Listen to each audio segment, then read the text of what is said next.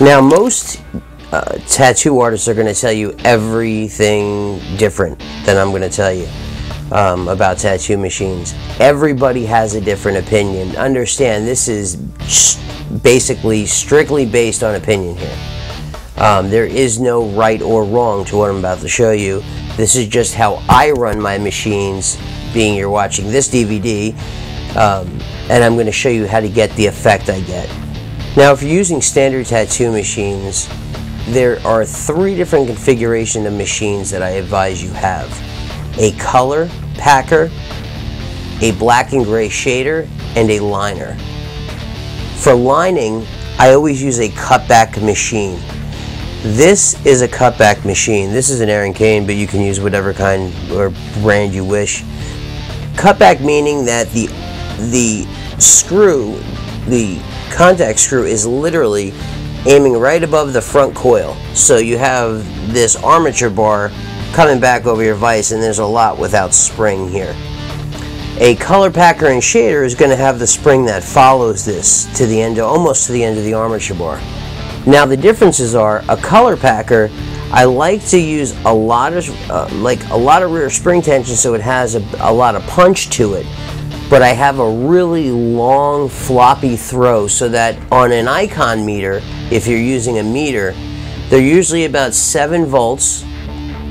The duty cycle should be approximately about 40, anywhere from 37 to 48 is great. Even up to 51 is okay. But you want to make sure that you're running 0 follow through, and I run my color packers around 70 to 80 hertz loaded, meaning with a needle bar in and 2 rubber bands on the machine. A black and gray shader, I run about 105 hertz. So it's a little bit less tension on the rear spring, but I actually run it a little bit faster, so I close the gap up a little bit, and that'll give you a nice smooth gray.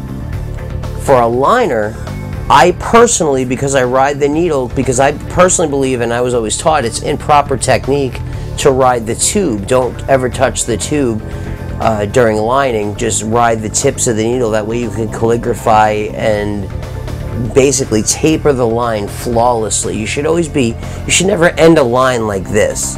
You should always be whipping out the line very smooth, very fluid.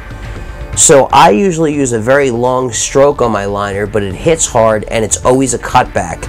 I always use a cutback tattoo machine for lining. It's my favorite. I've used it for years. And you'll notice that you'll get a nice, beautiful taper on the lines. Hang out the needle just a tiny bit past the tube before you compress it. And make sure you're measuring the gap on the machine. Don't measure it here at the contact point. The air gap is between the top of the front coil and the bottom of the armature bar. Make sure you're looking there. That's the true air gap you're running.